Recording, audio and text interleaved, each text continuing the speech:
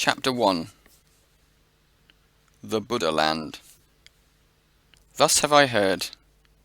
Once upon a time, the Buddha sojourned in the Amra Park at Vesali, with an assembly of 8,000 great bhikshus. With them were 32,000 bodhisattvas, who were well known for having achieved all the perfections that lead to the great wisdom. They had received instructions from many Buddhas, and formed a Dharma-protecting citadel. By upholding the right Dharma, they could give the lion's roar to teach others. So their names were heard in the 10 directions. They were not invited, but came to the assembly to spread the teaching on the 3 treasures, to transmit it in perpetuity. They had overcome all demons and defeated heresies, and their deeds, words, and thoughts were pure and clean, being free from the hindrances and the 10 bonds. They had realized serenity of mind, and had achieved unimpeded liberation. They had achieved right concentration and mental stability, thereby acquiring the uninterrupted power of speech. They had achieved all 6 paramitas, namely, charity, discipline, patience, devotion, serenity, and wisdom, as well as the expedient method of teaching. However, to them, these realizations did not mean any gain whatsoever for themselves, so that they were in line with the patient endurance of the uncreate. They were able to turn the wheel of the law that never turns back. Being able to interpret the underlying nature of phenomena, they knew very well the roots of all living beings. They surpassed them all and realized fearlessness. They had cultivated their minds by means of merits and wisdom, with which they embellished their physical features, which were unsurpassable, thus giving up all earthly adornments. Their towering reputation exceeded the height of Mount Sumeru. Their profound faith in the uncreate was unbreakable like a diamond. Their treasures of the Dharma illuminated all lands and rained down nectar. Their speeches were profound and unsurpassable. They entered deep into all worldly causes, but cut off all heretical views, for they were already free from all dualities and had rooted out all previous habits. They were fearless and gave the lion's roar to proclaim the Dharma, their voices being like thunder. They could not be gauged, for they were beyond all measures. They had amassed all treasures of the Dharma, and acted like skillful seafaring pilots. They were well versed in the profound meanings of all Dharmas. They knew very well the mental states of all living beings, and their comings and goings within the realms of existence. They had reached the state near the unsurpassed sovereign wisdom of all Buddhas, having acquired the 10 fearless powers, giving complete knowledge, and the 18 different characteristics of a Buddha, as compared with the Bodhisattva. Although they were free from rebirth in evil existences, they appeared in 5 mortal realms as royal physicians to cure all ailments, prescribing the right medicine in each individual case, thereby winning countless merits to embellish countless Buddha lands. Each living being derived great benefit from seeing and hearing them, for their deeds were not in vain. Thus they had achieved all excellent merits.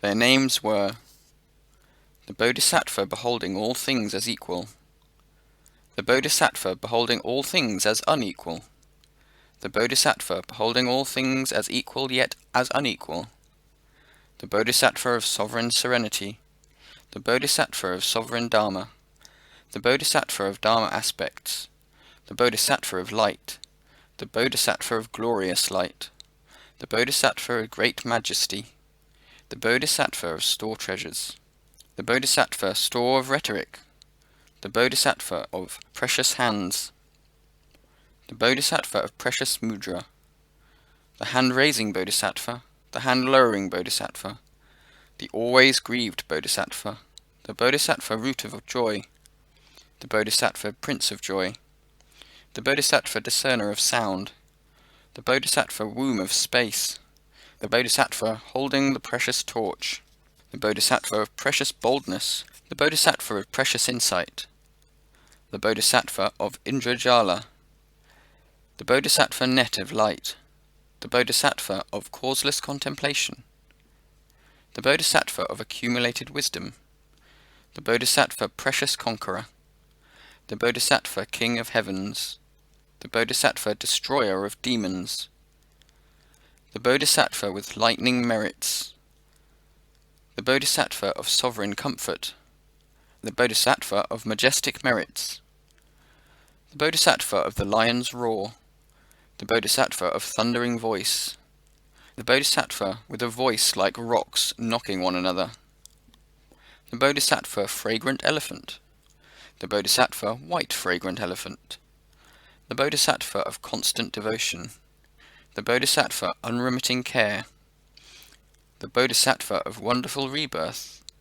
the Bodhisattva garland, the Bodhisattva Avalokiteshvara, the Bodhisattva Mahasattva, the Bodhisattva Brahmajala, the Bodhisattva of precious staff, the unconquerable Bodhisattva, the Bodhisattva of majestic land, the Bodhisattva with a golden topknot, the Bodhisattva with a pearl in his topknot, the Bodhisattva Maitreya, the Bodhisattva Manjushri, and other Bodhisattvas, numbering in all 32,000. There were also 10,000 Brahma Devas, including Mahadeva Sikhin, coming from the four quarters to hear about the Dharma.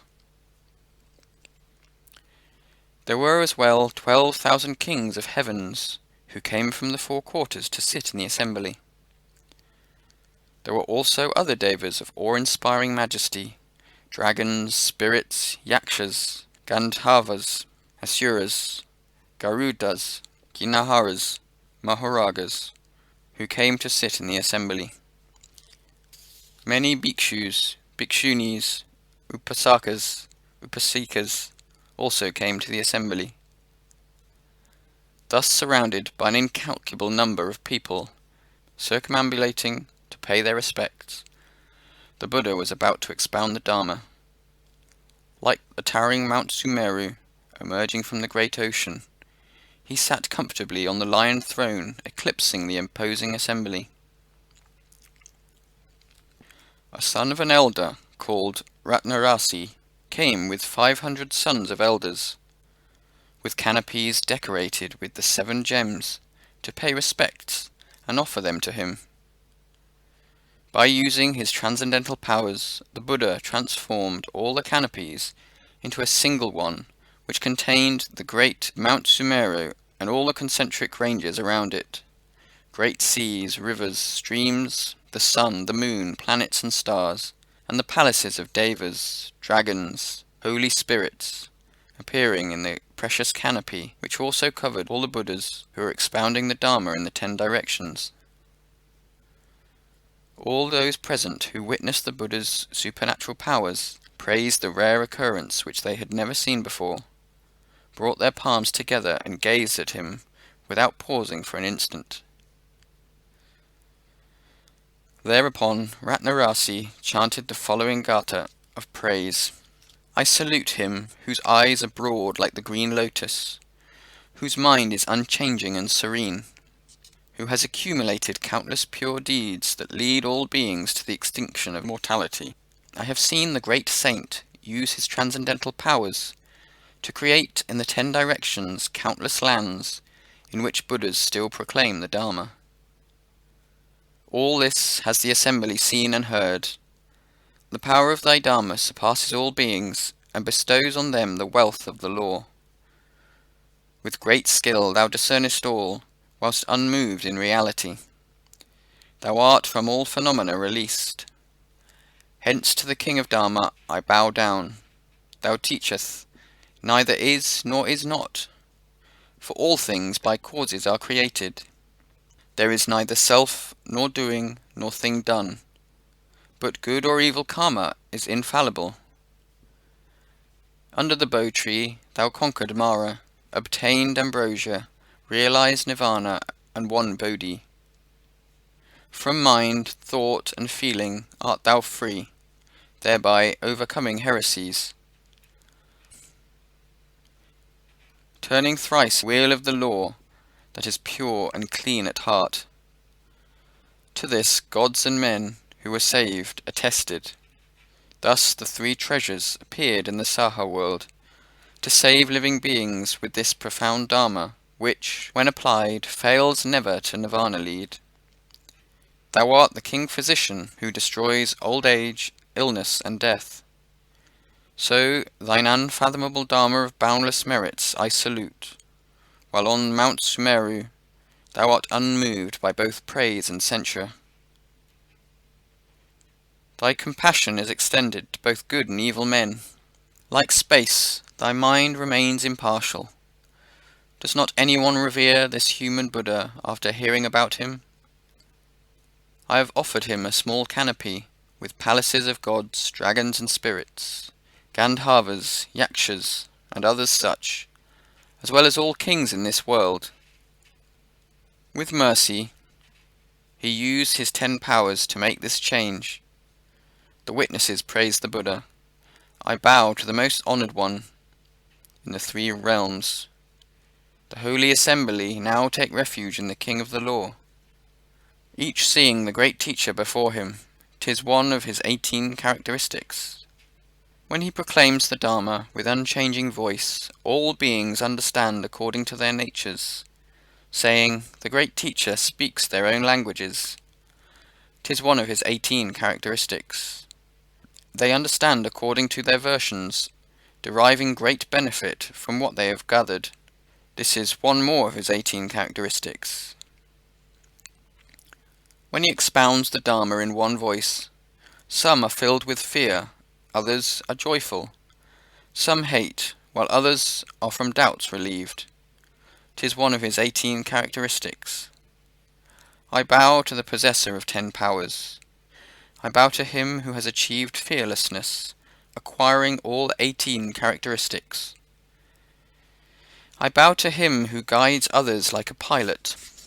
I bow to him who has untied all bonds. I bow to him who has reached the other shore. I bow to him who can all worlds deliver. I bow to him who from birth and death is free, who knows how living beings come and go, and penetrates all things to win his freedom, who, skilful in nirvanic deeds, cannot be soiled like the lotus, who plumbs the depths of everything without hindrance. I bow to him who, like space, relies on nothing. After chanting the Gatha, Ratna Rasi said to the Buddha, World-honoured one, these 500 sons of elders have set their minds on seeking Anuttara Samyak Sambodhi. They all wish to know how to win the pure and clean land of the Buddha. Will the world-honoured one teach us the bodhisattva deeds that lead to the realization of the Pure Land? The Buddha said, Excellent, Ratna Rasi, it is good that you can ask on behalf of these bodhisattvas about deeds that lead to the realization of the Buddha's Pure Land. Listen carefully and ponder over all that I now tell you. Thereat, Ratna Rasi and the 500 sons of elders listened attentively to his instruction. The Buddha said, Ratna Rasi, all species of living beings are the Buddha land, sought by all bodhisattvas. Why is it so? Because a bodhisattva wins the Buddha land according to the living beings converted by him to the Dharma. According to the living beings tamed by him, according to the country where they will be reborn to realize the Buddha wisdom, and in which they will grow the bodhisattva root. Why is it so? Because a bodhisattva wins the Pure Land solely for the benefit of all living beings. For instance, a man can build palaces and houses on vacant ground without difficulty, but he will fail if he attempts to build them in empty space. So, a bodhisattva, in order to bring living beings to perfection, seeks the Buddha land which cannot be sought in empty space. Ratna Rasi, you should know that the straightforward mind is the bodhisattva's Pure Land, for when he realizes Buddhahood, beings who do not flatter will be reborn in his land. The profound mind is the Bodhisattva's Pure Land, for when he realizes Buddhahood, living beings who have accumulated all merits will be reborn there. The Mahayana mind is the Bodhisattva's Pure Land, for when he attains Buddhahood, all living beings seeking Mahayana will be reborn there. Charity is the Bodhisattva's Pure Land, for when he attains Buddhahood, all living beings who can give away to charity will be reborn there. Discipline is the Bodhisattva's Pure Land, for when he realizes Buddhahood, all living beings who kept the 10 prohibitions will be reborn there. Patience is the Bodhisattva's Pure Land, for when he attains Buddhahood, living beings endowed with the 32 excellent physical marks will be reborn there. Devotion is the Bodhisattva's Pure Land, for when he attains Buddhahood, living beings who are diligent in their performance of meritorious deeds will be reborn there. Serenity is the Bodhisattva's Pure Land, for when he attains Buddhahood, living beings whose minds are disciplined and unstirred will be reborn there. Wisdom is the Bodhisattva's Pure Land, for when he attains Buddhahood, living beings who have realized Samadhi will be reborn there. The 4 boundless minds are the Bodhisattva's Pure Land, for when he attains Buddhahood, living beings who have practiced and perfected the 4 infinites of kindness, compassion, joy, and equanimity will be reborn there. The 4 persuasive actions are the Bodhisattva's Pure Land, for when he attains Buddhahood, living beings who have benefited from his helpful persuasion will be reborn there.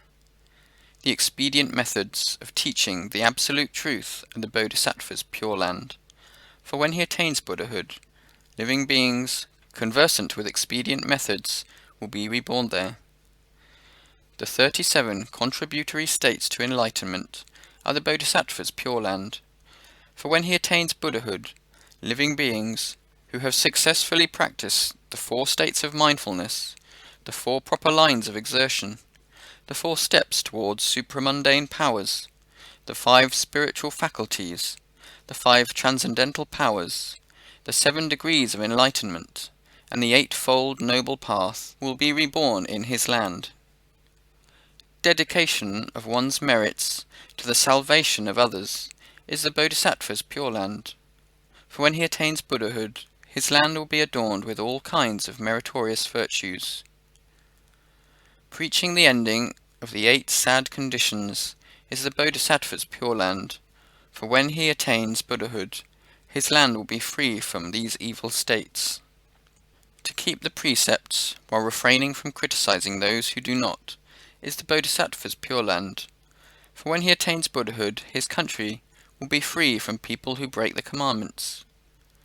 The 10 good deeds are the Bodhisattva's Pure Land, for when he attains Buddhahood, he will not die young, he will be wealthy, he will live purely, his words are true, his speech is gentle, his entourage will not desert him because of his conciliatoriness, his talk is profitable to others, and living beings, free from envy and anger and holding right views, will be reborn in his land.